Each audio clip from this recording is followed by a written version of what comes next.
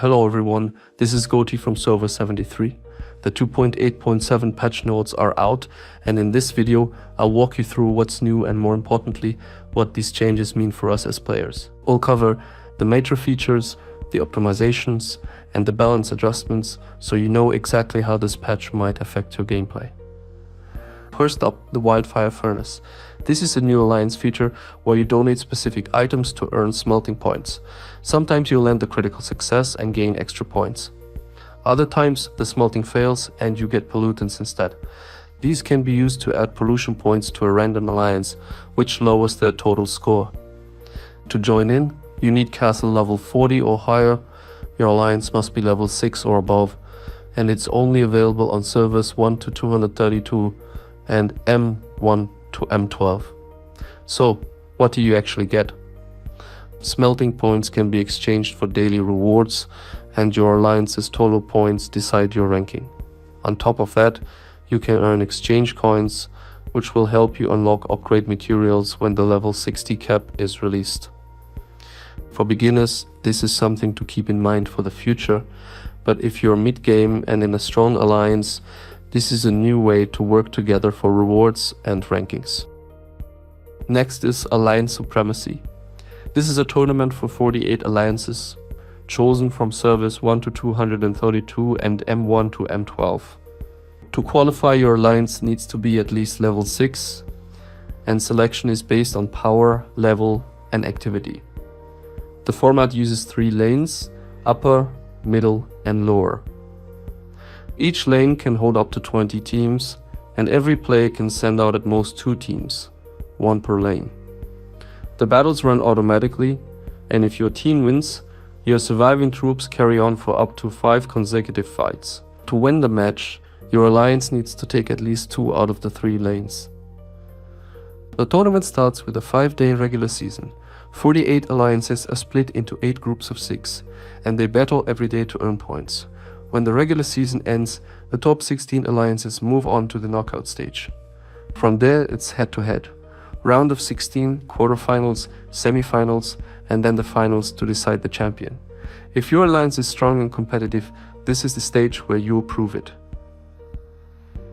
If you're still climbing, don't worry, it's something to aim for later. Scrolling down, the next section is about the legendary and peak battle passes. The battle passes now have more levels to climb, which means more rewards along the way. There's also a new shop, so instead of only taking whatever rewards are on the track, you can now spend a special currency to pick up what you need. That currency is called Infernal Insignia. You'll start seeing it in premium battle pass rewards, festival events, and festival packs. And in the shop, you can trade it for Holy, Shadow, and Chaos Immortal fragments, plus their exclusive artifacts. For the average player, this update makes the Battle Pass a bigger system overall. More levels, more rewards, and now a shop where you can choose what matters most to you. Alright, moving on from the Battle Pass section, the next update is about Immortal specialization. You can now save presets for your builds, making it easy to switch between different setups. There's also a new button called Master All. When you choose a major node, Master All will instantly unlock that node along with all the prerequisite nodes leading up to it. No more tapping node by node until your thumb goes numb. So what does this mean for you? For the average player, this update makes specialization much less of a chore.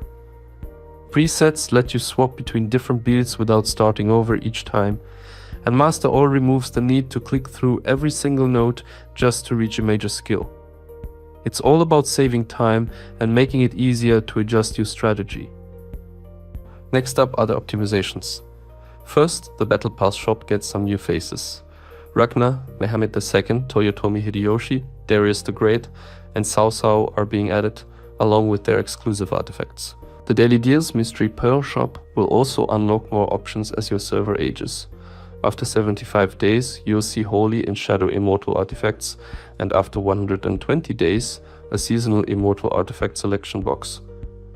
The Sparks of Galaxy event is also adding a seasonal artifact box, and Alliance shop purchase limits have been increased. Second, the raid reserve requirement has been lowered from 30% to 10%. That means you don't need as many troops sitting idle in your training grounds anymore. It's a small tweak, but it should make raids smoother to manage, especially during double reward events. Third, Alliance coordinates also got an update. Officers will be able to save markers without sending it to Alliance chat. Fourth, equipment got a nice quality of life update. If you have more than 2 gems socketed in a piece of gear, you can now remove them all with one click. And fifth, there's a confirmation step when deleting mail, so you don't lose anything important by accident. And finally, we get to King Arthur. Right now, Arthur is a wind cavalry immortal who works best in defense.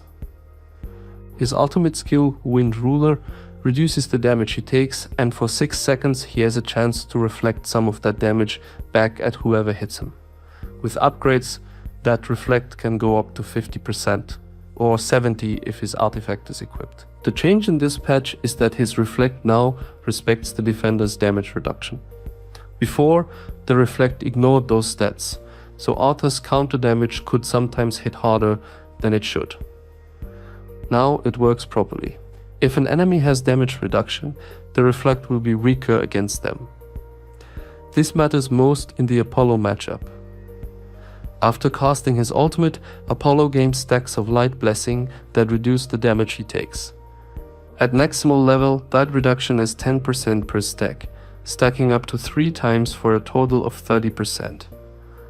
Arthur has often been used as a counter to Apollo, because until now those Light Blessing stacks didn't work against reflected damage.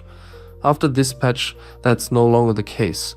Apollo's reduction will now soften the reflect. So Arthur is still the same defensive tank who soaks up hits and bounces some back, but he won't punish Apollo as hard as before.